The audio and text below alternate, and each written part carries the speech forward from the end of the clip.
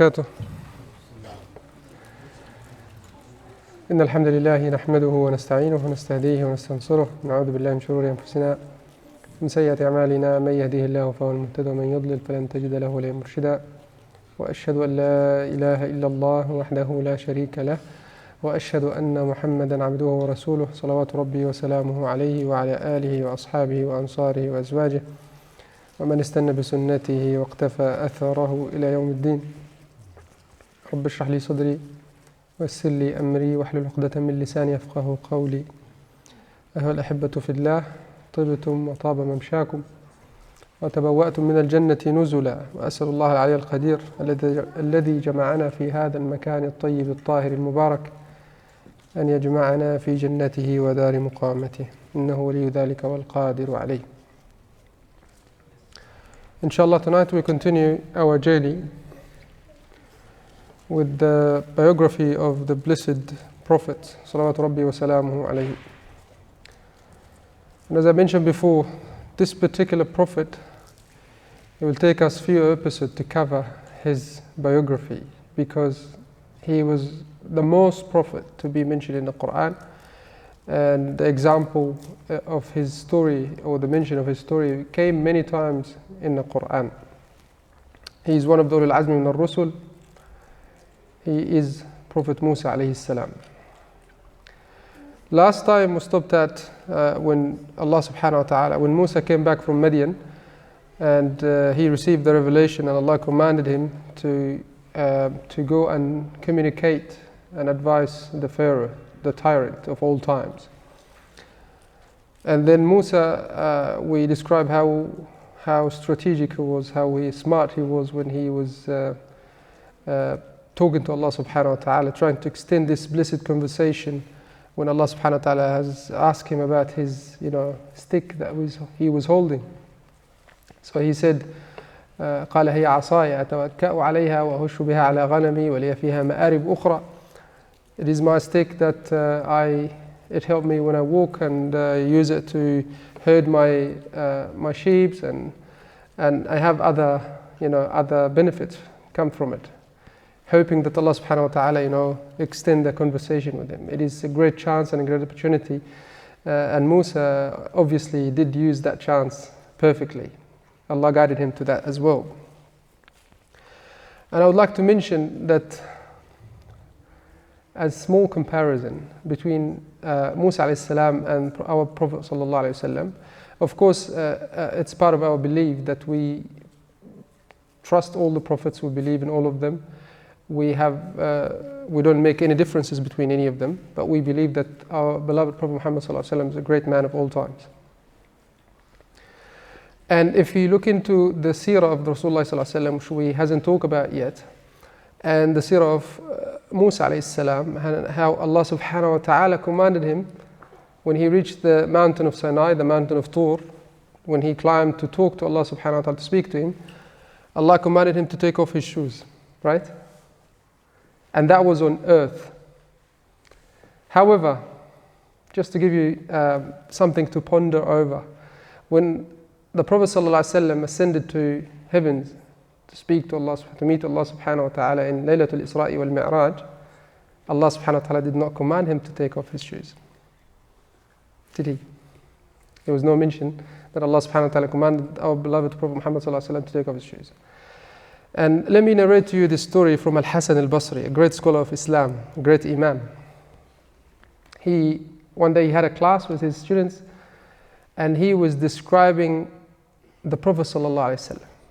So he describing his hair, his eyes, his face, his shape, how he looked like to his students. And when it came to his shoes, he cried. And he said to his students, the Prophet ﷺ has shoes that we get closer to Allah subhanahu wa ta'ala by mentioning these shoes. So some of the students asked, Ya Imam, or our teacher, what do you mean?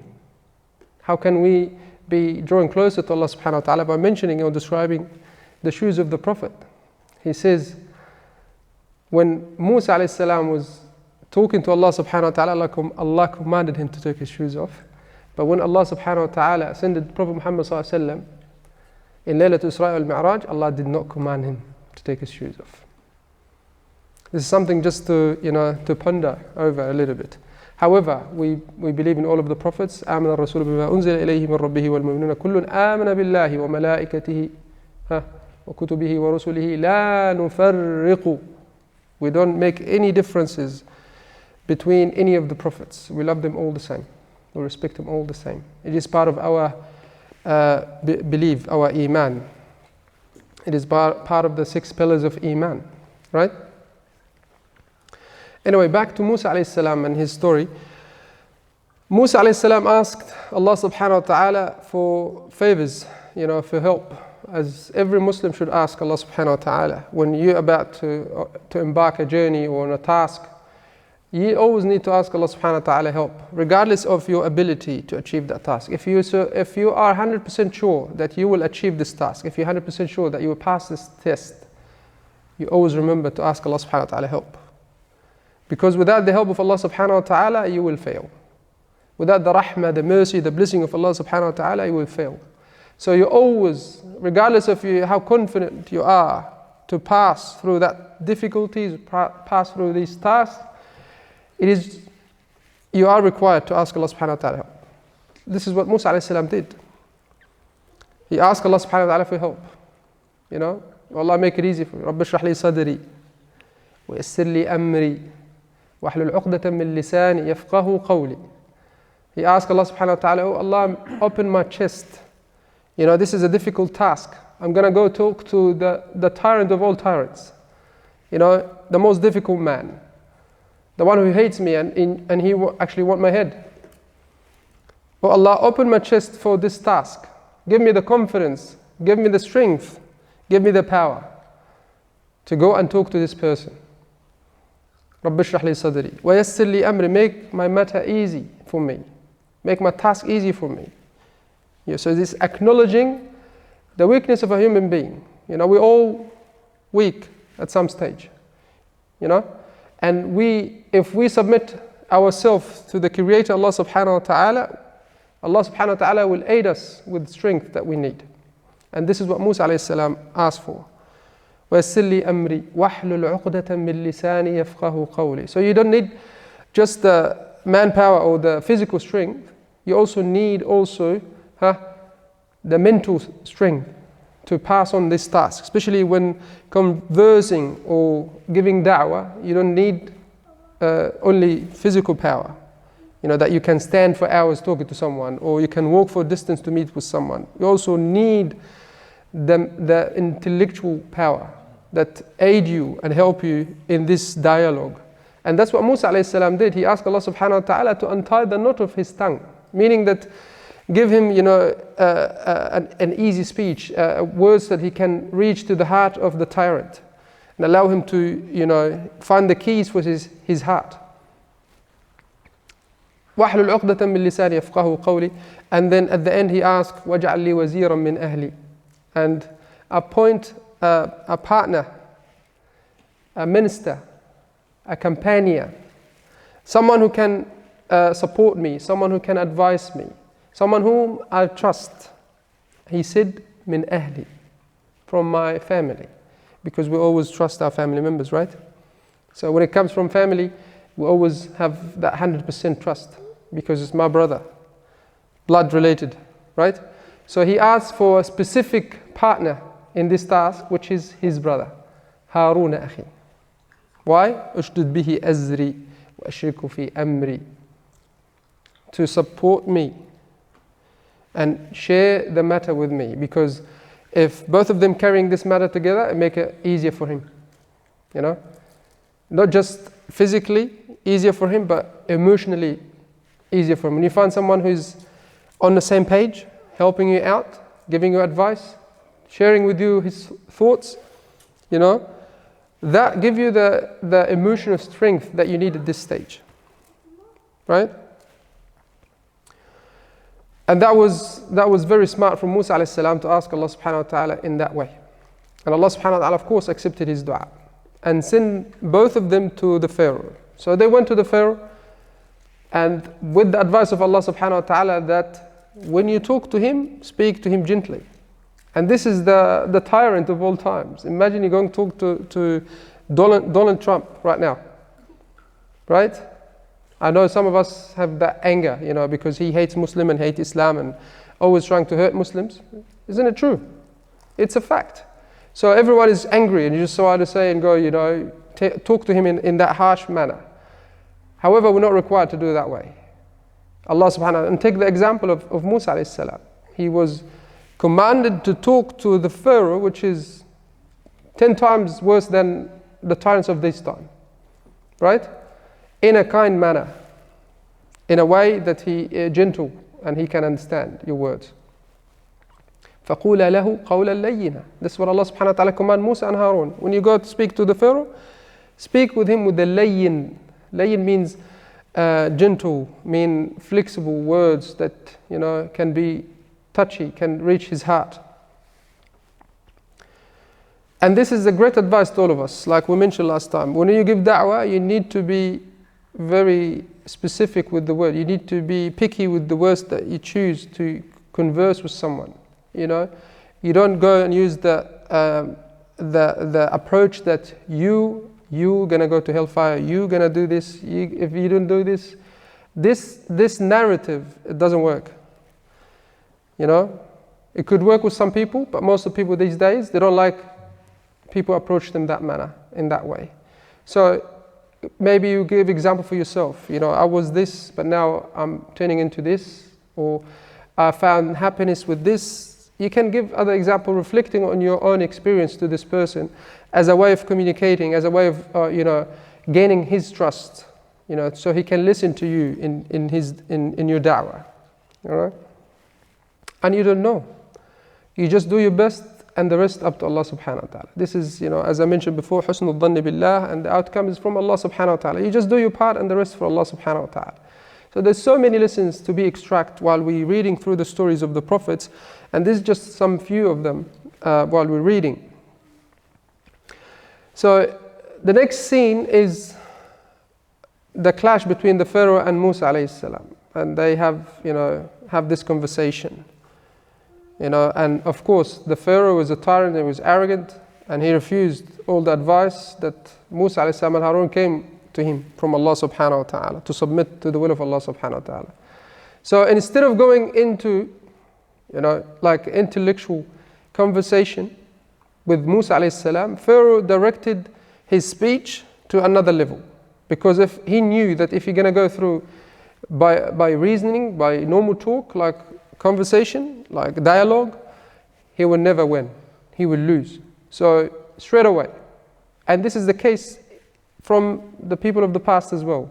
Remember when we spoke about the Prophet Nuh, Prophet Salih, and the tyrants on their times and their people, when they come to them with an ayah, with a miracle, with a message from Allah subhanahu wa ta'ala, they always leave that dialogue or that narrative and then focus on other things to distract people from following them. Like they are magicians, they are liars, they are, have mental problems. So they start accusing you of things that they never done.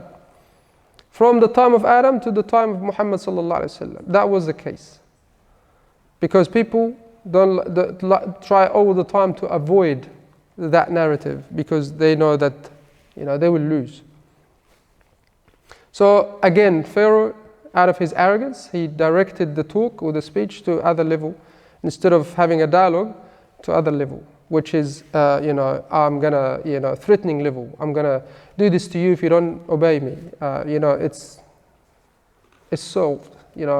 I'm your Lord, and you have to obey and you have to submit to me. If you don't, I'm gonna hang you. I'm gonna kill you. I'm gonna do this to you or to your family. So, moving this dialogue to this threatening dialogue, that was the case of the Pharaoh against Musa alayhi salam.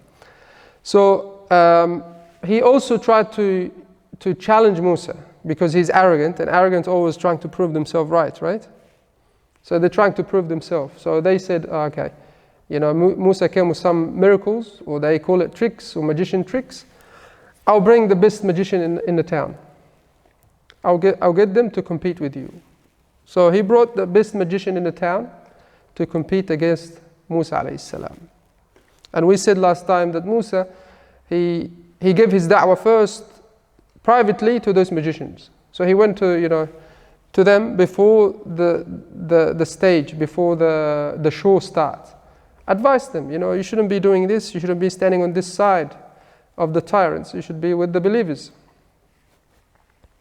They refused, of course, because this time they were lured by the Pharaoh. He promised them money, wealth, and great status in the community. So they wanted this.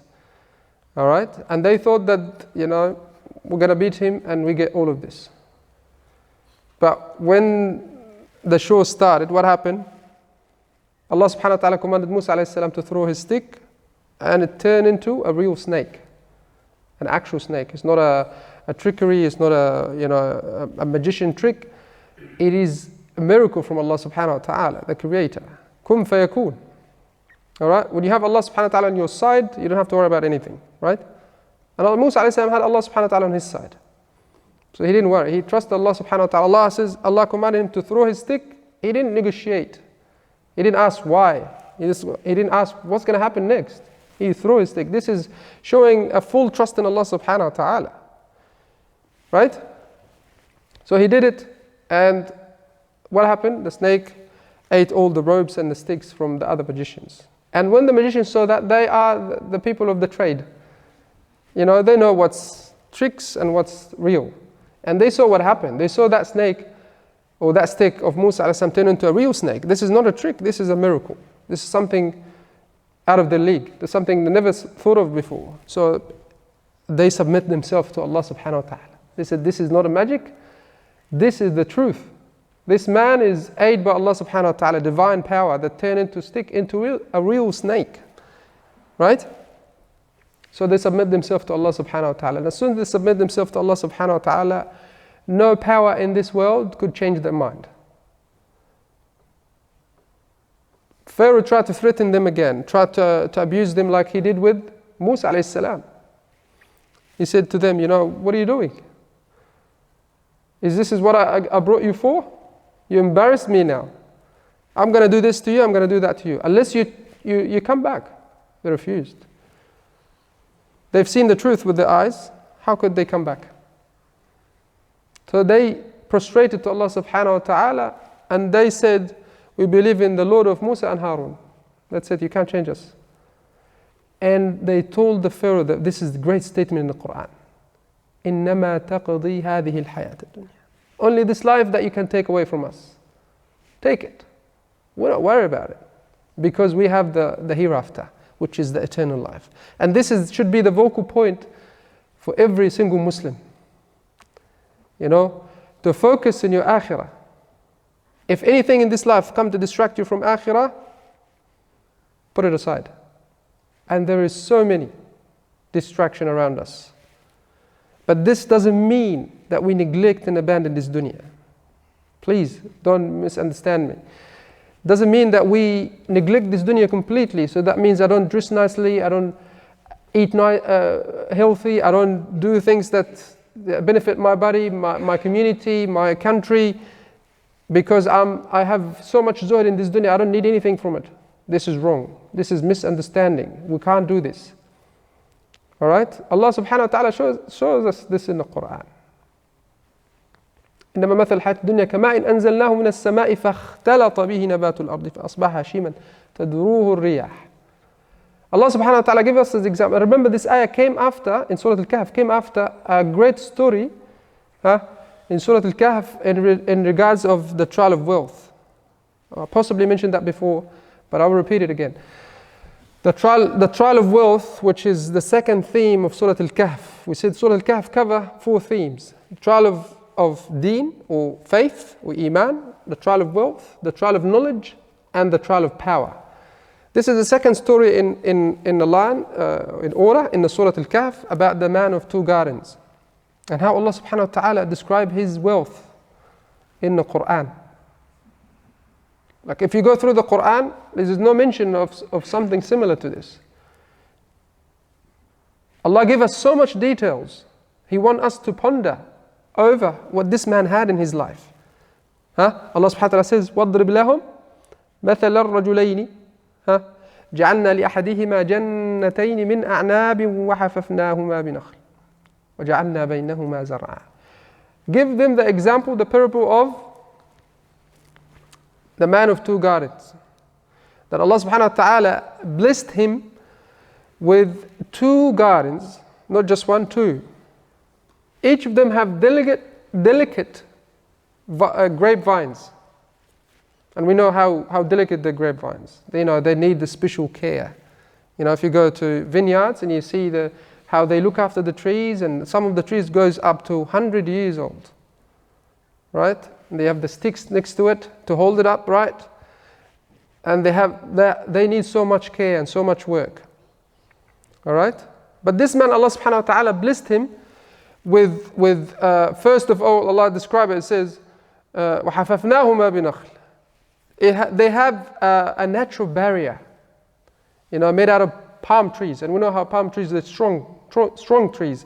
They can work as a wind shield to protect those delicate trees in the gardens from strong winds, from strong rain, or from a tornado. It will protect them. And not just that, but also produce dates that he can sell and make other profits. See how was blessed this person? SubhanAllah. He was blessed. And by the way, these two people that mentioned in Surah Al-Kahf, the story of them, they are all from the people of Banu Israel. They were around the Musa time alayhi salam. Alright? وَحَفَفْنَاهُمَا بِنَخْلٍ وَجَعَلْنَا بَيْنَهُمَا زَرْعًا. Even the space between the vineyards, there was a space that he can grow other crops in it. So every inch in that garden being used efficiently.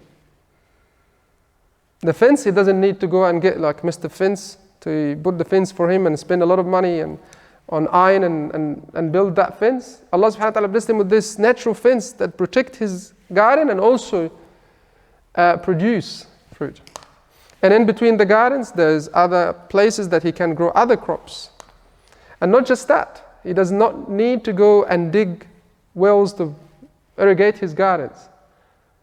Right? Allah subhanahu wa ta'ala says that there's two rivers run through those two gardens. Run through it.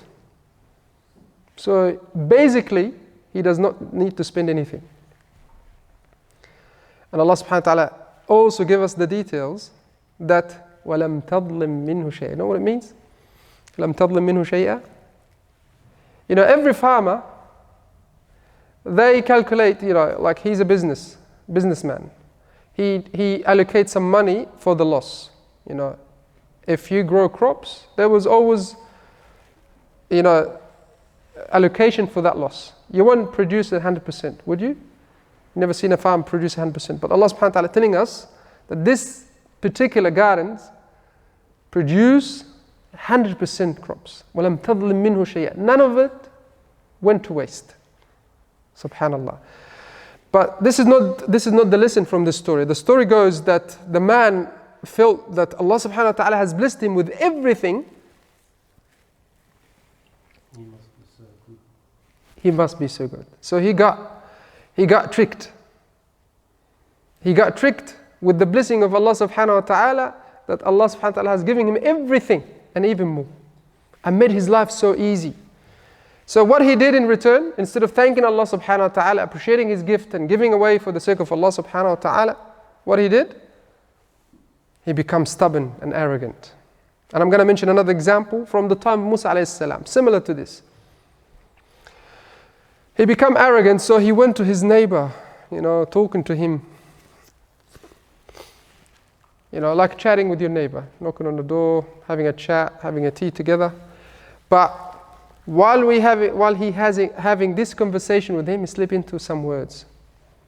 A word of, abuse. أنا أكثر منك مالا وأعز نفرا.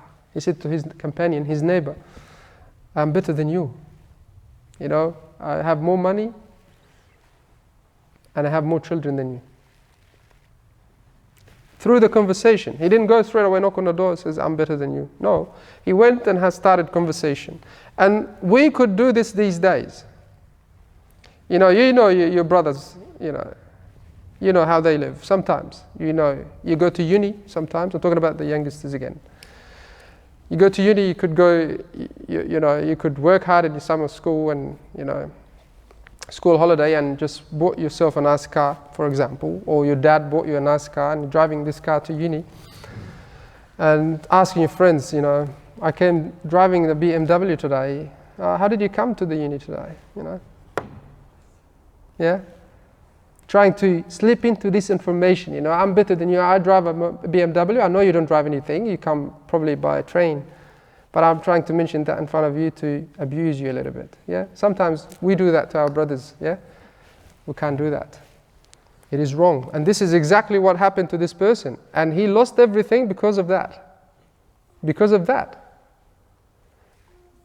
The response from his neighbor, the righteous man, he said to him, you know, he didn't respond. Like Allah subhanahu wa ta'ala didn't, for a start, I didn't mention their names because their name is not important.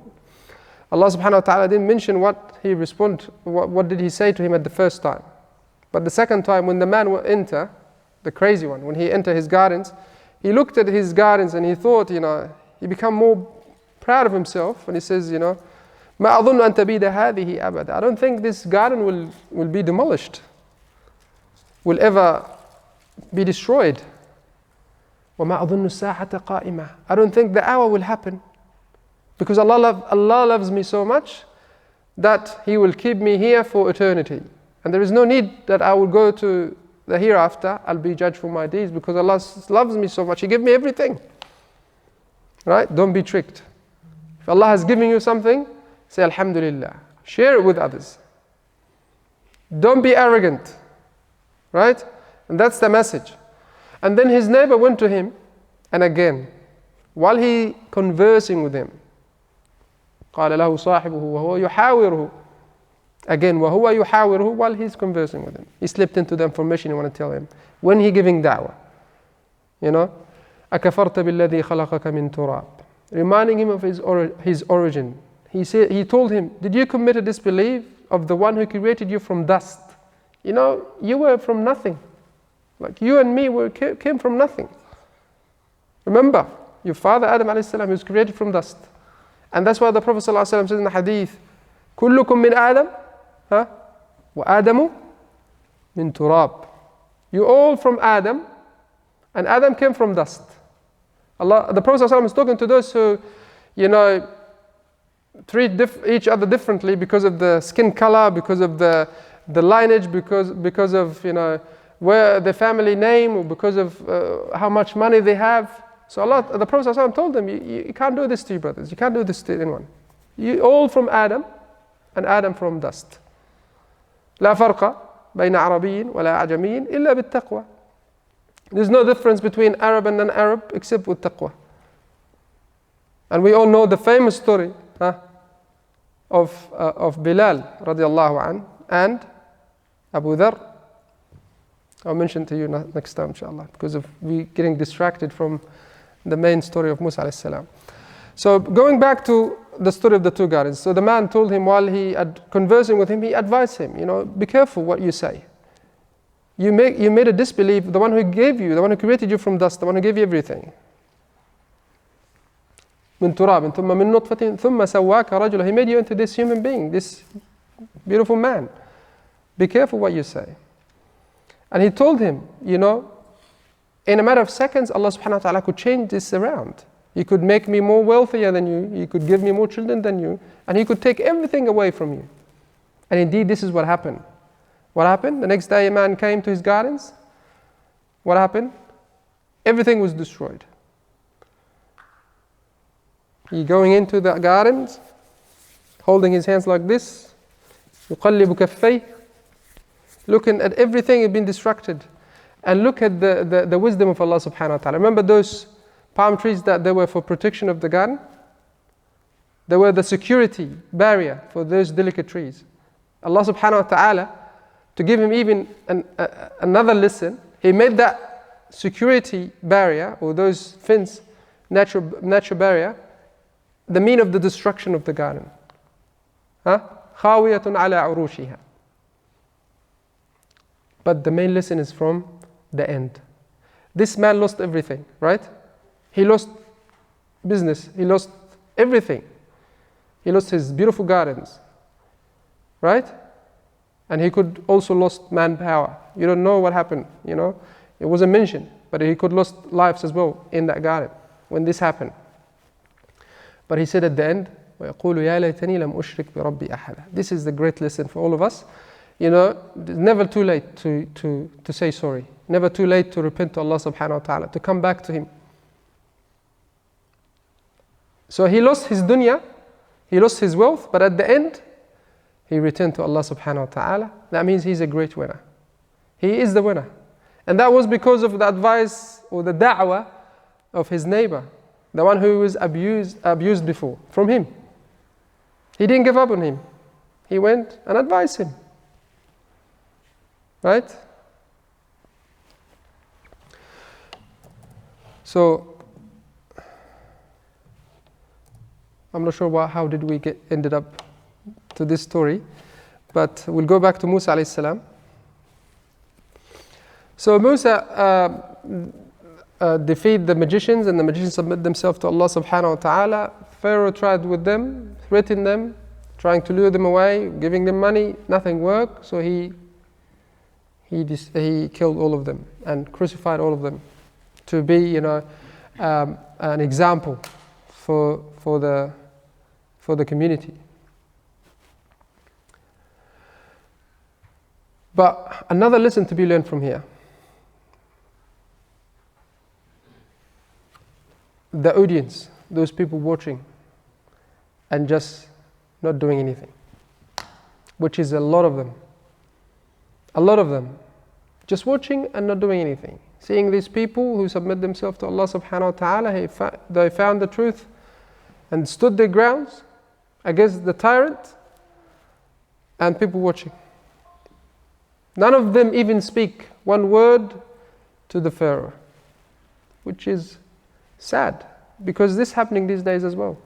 A lot of us stand there watching our brothers and sisters get, you know, destroyed, abducted, raped, killed, you know, taken away from their own families, and we're just watching. Where is our responsibility towards our brothers and sisters? And the examples is sad, but it's so many. For instance, Turkestan. A lot of people don't know much about Turkestan and what's happening in Turkestan. This is a personal experience. Last year, I went to a Catholic school, part of my master's degree at the university, so I was teaching there for 6 weeks. I'm not saying this to talk about myself, but I'm giving an example of how we should, you know, because we are the media, we are the people who broadcast our issues to others. You know, this is at least what we can do. It's not just we're giving money or making dua, but there is other means as well. We can do other things. And this, word by mouth, you can tell people about the issues of people of Turkestan, for example. You know, to tell them about what happened there. And this school has nearly 1,000 students. It's a big school in Adelaide, in the city. I was teaching the year 10 and 11 and 12.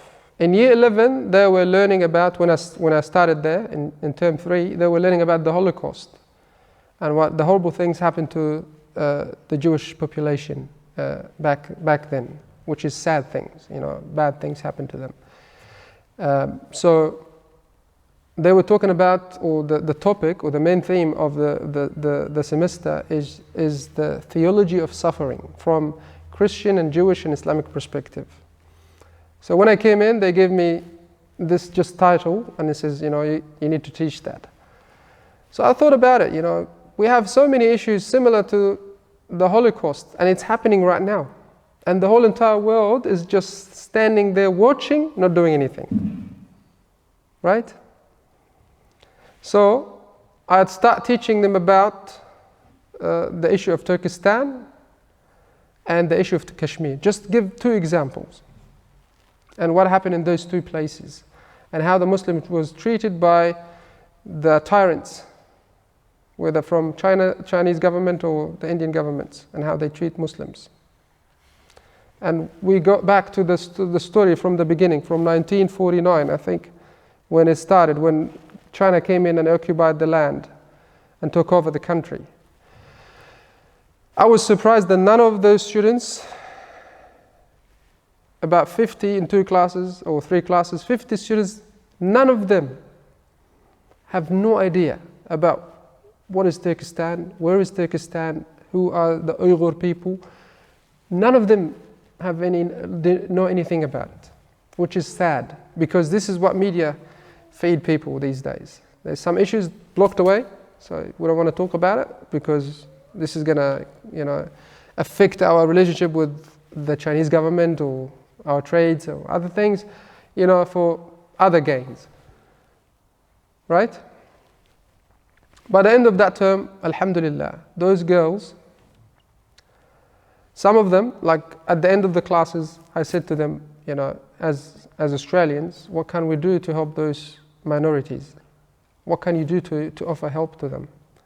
So some of them suggested very good things. Like a group of girls, they made an introductive video about the issue of Turkestan, and they posted on the notice board. That means that those 1,000 students nearly received that video with their families. So at least, would say 50% of them watched that video and learned about the issue of Turkestan. So that was a great gain, alhamdulillah. Some other students, they email the news channels and asking why we don't hear about this on our news, local news. Why don't we hear about this? And some went to that level to email the Foreign Affairs Minister, saying why the Australian government didn't do anything about it. Why the Australian government not helping those minorities that need help right now? So my message to you today is, you need to promote your issues. You need to give da'wah. You need to tell people about your issues. Because to be honest, we're not doing enough. We're not doing enough, wallahi. It's sad. Look how other communities and other people promote for their issues. And everyone knows about it. Ask anyone about the Holocaust, everyone will tell you at least some information. At least when this happened, or to whom had this happened, right? So it is us have to be the media and promote the issues.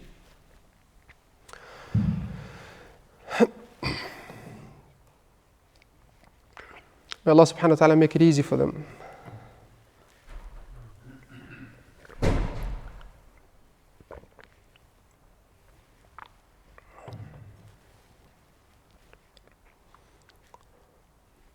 So, back again to the story of the Pharaoh, that a lot of people, the audience, were watching and not doing anything. And just imagine, if every single one of those people, or the crowds who were around, just carry a piece of rock and throw it at the Pharaoh. Imagine what's going to happen. At least they will prove him wrong. If you're saying you are the holy, divine God, you should protect yourself from that small rock, right? They could prove that, but they choose not, right? So we have to be productive in a way that we need to show our issues and talk to people about it all the time.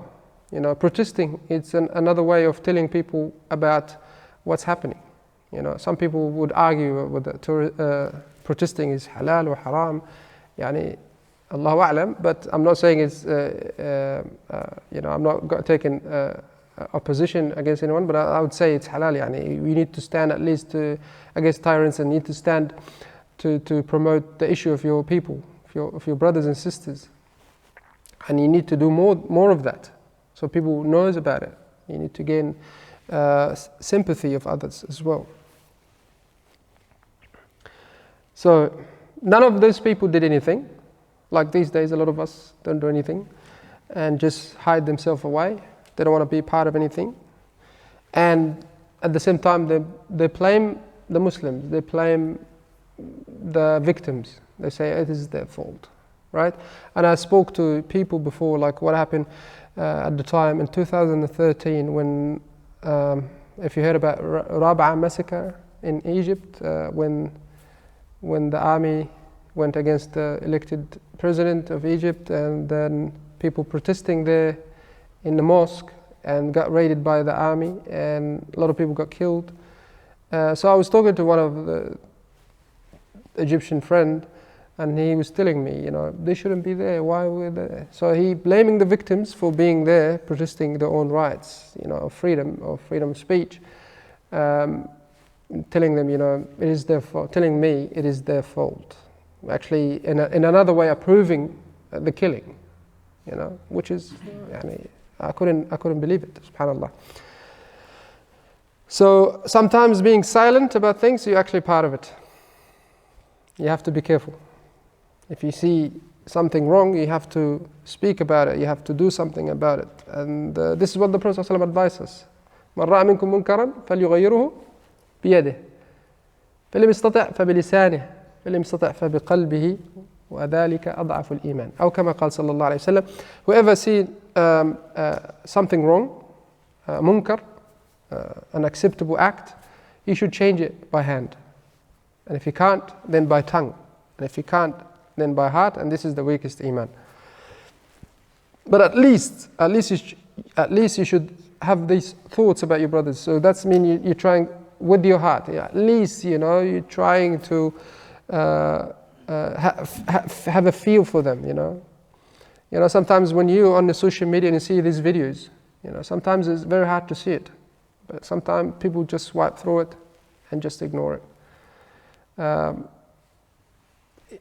It is, and I understand that as a human being, some people can't stand watching these kind of videos, but you need to look into it so you have a feel for what happened. Like you put yourself in those in your brother's situation and see what happened to them, so you have a feel for them, right? But if you keep ignoring and swiping past, it's not going to happen, is it?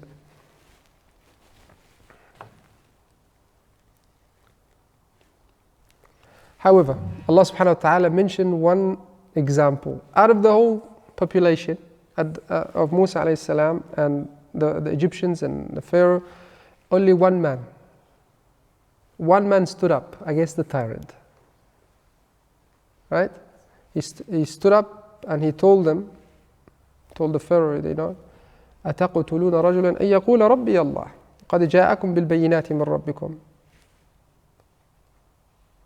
What are you doing? Are you about to kill someone who says, Allah is my Lord? If he's telling the truth, then obey him and listen to him.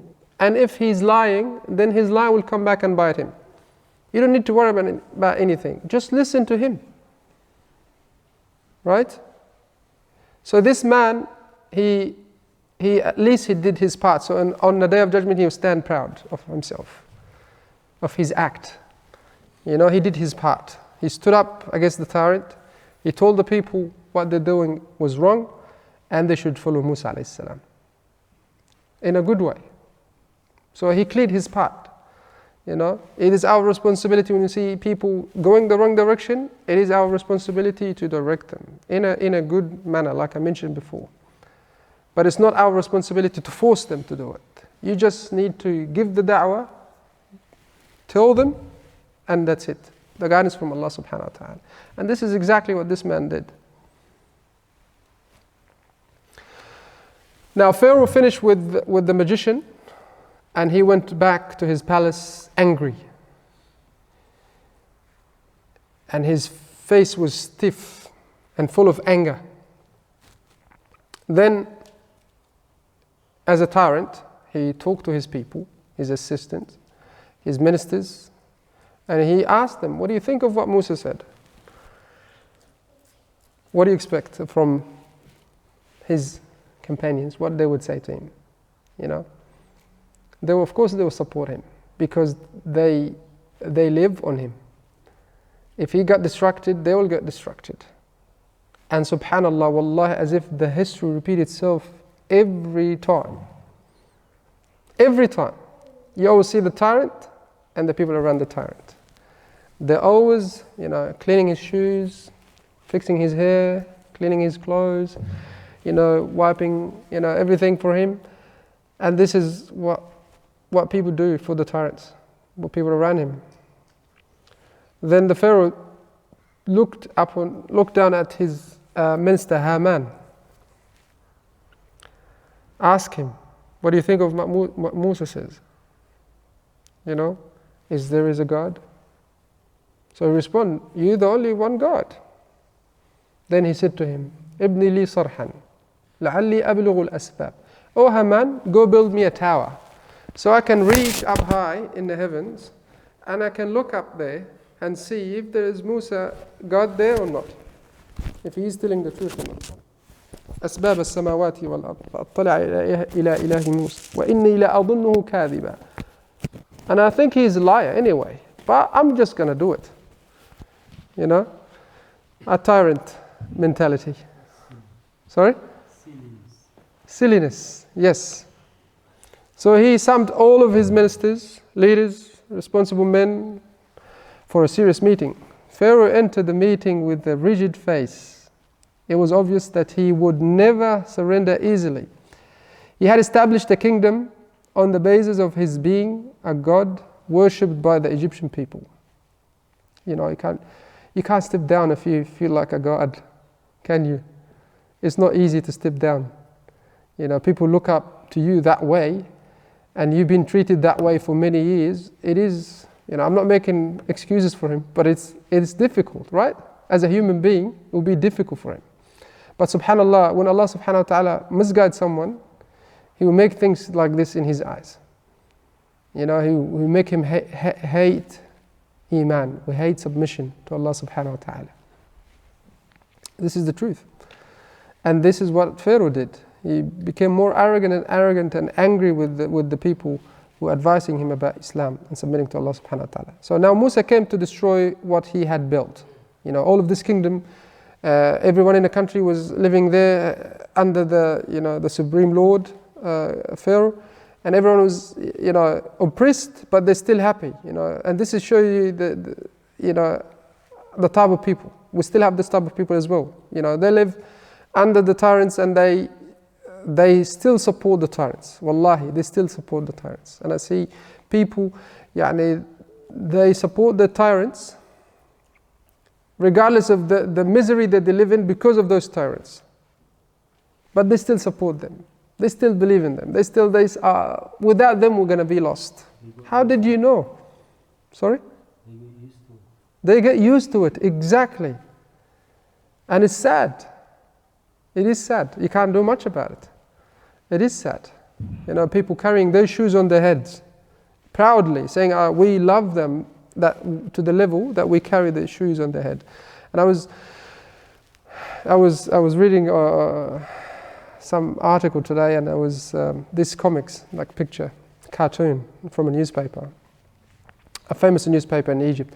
And this person who was a famous cartoonist, he drew this picture, a man sitting on a desk, like he's facing that way, but his back to the picture, like towards you, and a man standing there, humble himself, looking at the paper, standing next to him. And that man was sitting on a chair, and they can see the smoke coming out of his cigarettes, and that's the picture. And the comics, that the man standing, telling, this is obviously his boss, telling him, he brought the paper in his hands is the result from the doctor for his urine test. So he's reading it out loud to him, because he's a boss, he doesn't read. He's just got someone to read for him. So he's reading it out loud to him, and it says in the comics, the test says that you have too much salt in your urine, but this is wrong. And to prove it's wrong, I taste it myself, boss. And it's sweet as honey. And I think that you shouldn't be going to the toilet. When you need to go to the toilet, you shouldn't be going to the toilet. You should go to a honey farm, because people could use that as honey. See how and this is a living example in our day and age. There's people like this. People suck up to the bosses, people suck up to the people that they think that they will benefit from them for a certain amount of time, because they had the power. And especially if they're tyrants, especially if they're fearless people treat them badly, they will submit even more. They will put their heads down more. All right? Our Islam doesn't teach us this. You submit your head to Allah subhanahu wa ta'ala, the Creator, no one else. That's it. The rizq comes from Allah subhanahu wa ta'ala, doesn't come from that boss or this boss. It is a fact. And when you have that in your heart, wallahi, you don't need to worry about anything. You don't need to suck up to anyone. You do the right thing and they can get lost. So the examples, the history keep repeating itself. SubhanAllah. You see that from the time of Pharaoh even till today. We have example of the Pharaoh, example of the Haman, example of the people of Musa alayhi salam, example of the Egyptians. Today, it keeps repeating itself. We don't learn from our lessons, are we?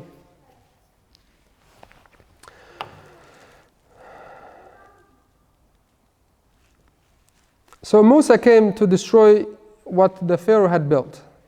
And Musa said that there was no Lord other than Allah subhanahu wa ta'ala. This means the Pharaoh, when Musa said this, what did that mean? The Pharaoh is a liar, right? Because if there is a Lord, who are you then? You fooled us for these years. Yeah, we're prostrating to you, we come to you as a Lord, as our God, and now someone else came and say, if the Pharaoh admitted that Allah is his Lord, that means he is a liar. And he doesn't want to admit that he is a liar. And he will do his best to prove Musa wrong, which he can't. So the Pharaoh started this conversation with his ministers, saying, "Am I a liar, O Haman?" Haman fell into his knees in amazement and asked, "Who dare to accuse you, Pharaoh, of lying?" Typical answer from a typical follower of a tyrant. Who could accuse you of being a liar? Musa is the liar, not you.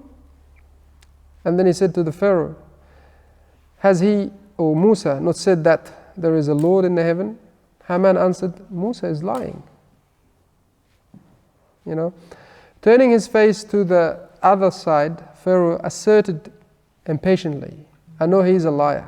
Then he looked towards Haman and said, "O Haman, build me a tower that I may arrive at the ways of the heavens, and I may look upon the Ilah, or God of Musa. But verily, I think him to be a liar." Thus it was made fair seeming in Pharaoh's eyes the evil of his deeds, and he was hindered from the right path, and the plot of the Pharaoh led to nothing but loss and destruction for him. That's what Allah subhanahu wa ta'ala says in the Quran.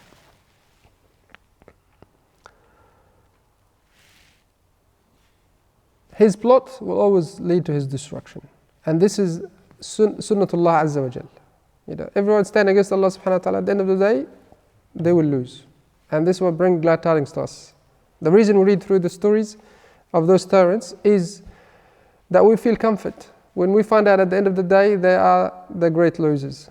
Because today's tyrant, what's going to happen to them? Exactly. What happened to the Pharaoh, it will happen to them. Same thing. And we have that, we trust Allah subhanahu wa ta'ala for that. Whether with our hands, whether with someone else's hands, but it will happen.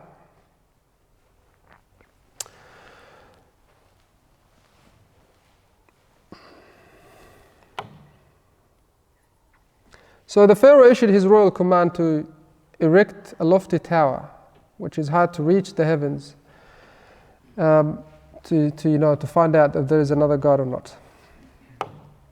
And he said to them, as Allah subhanahu wa ta'ala says in the Quran, "O chiefs, I know not that you have an ilah or God other than me. مَا عَلِمْتُ لَكُم مِّنْ إِلَهٍ غَيْرِي." That's what the Pharaoh said to them. I'm your Lord. There's no one else but me for you. So you need to stand up, stick up to me. And then he commanded his people to spread rumors about who? Musa alayhi salam and Harun, because this is the case of all times. If you can beat me in a proper dialogue, a proper conversation, then I'll spread rumors about you. These days, when you can't compete with someone, or you see that you're going to lose for them, or if you have a competition with someone and you know that you're going to lose for them, instead of facing them and giving it a shot, you're spreading rumors. Like this team, they're not good soccer players, or they're not good basketball players, they're not good players. So you're spreading rumors against them because you're worried, or you don't want to, face them. But you want to win another battle, which is a fake one that you've made yourself. So Pharaoh was absorbed in his new problem. A series of serious meetings began in his palace. He summoned those responsible for the army, the police, and what we call today his director of intelligence. He also summoned the ministers, the princes, and the priests. He called whoever had a powerful effect on the direction of events. Pharaoh asked his directors, or director of intelligence, what do people say? He said, my men have spread among them that Musa won the contest because of a plot between him and the magician. So they, instead of saying Musa won it and the magician submit because it was the truth and Musa has a miracle aided by Allah subhanahu wa ta'ala, they said, they fixed it together. They had a plot together. Musa paid the money or tried with them, convinced them to fake it. Otherwise they would won. Alright, so spreading rumors.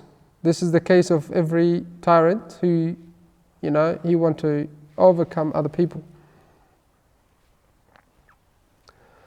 And then the Pharaoh asked the director of the police, what about the magician bodies, dead bodies, corpse? He said, my men hung them in public squares and markets to terrify the people. We will spread rumor that the Pharaoh will kill whoever had anything to do with the plot. So again, spreading fear, spreading rumors about Musa that he had a plot with the magician and he didn't win the election with the proper votes, but he had a plot with the magician that he beat them in that way. And they killed the magician because they plotted with the Musa alayhi salam, and then they hung them on the street, on the markets, so they terrify people. This is what's going to happen to you if you don't follow, if you don't obey. Fear, spreading fear, And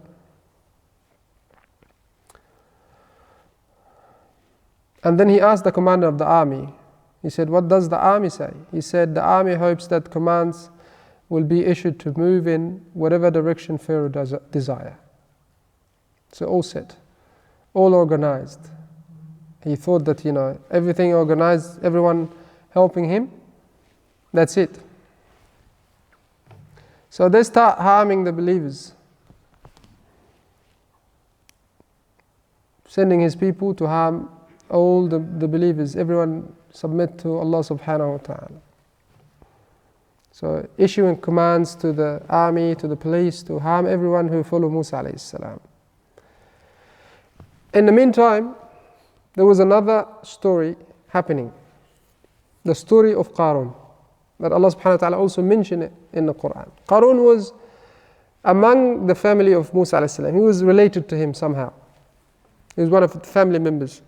Allah subhanahu wa ta'ala has blessed him with a lot of wealth. And again, the trial of wealth. Remember the story we just mentioned not long ago?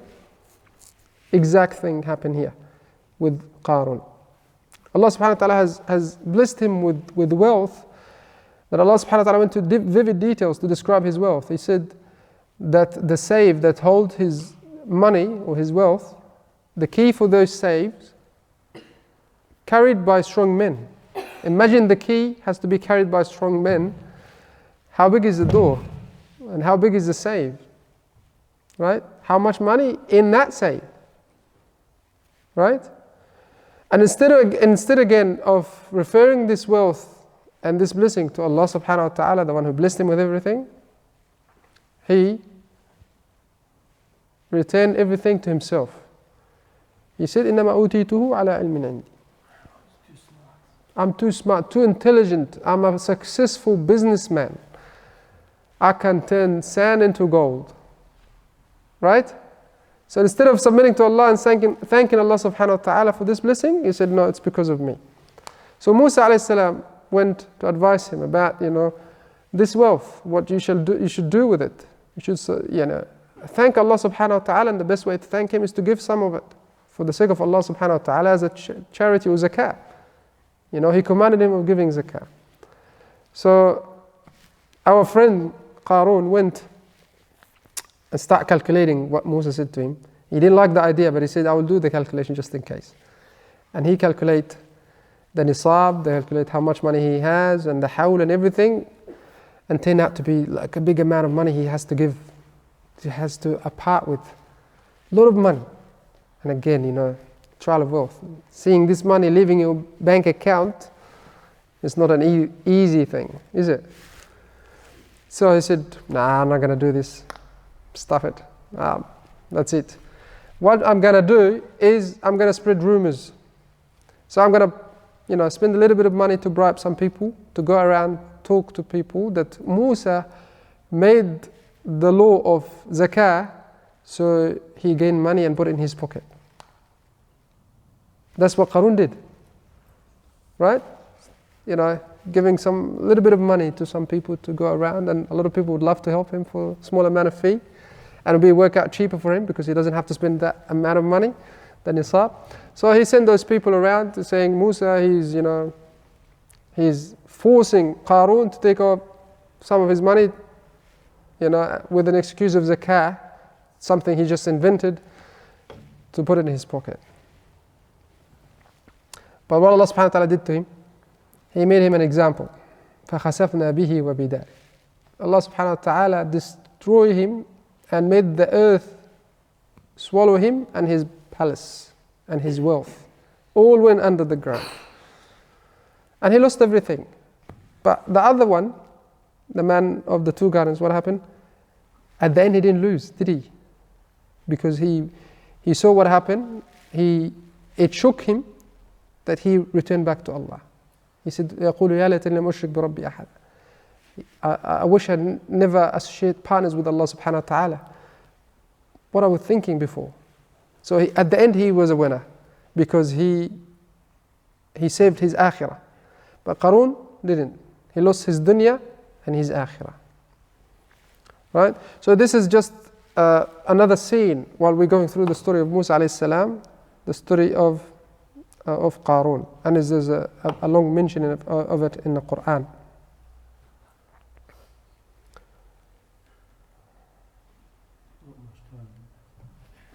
Is it time for Isha? No.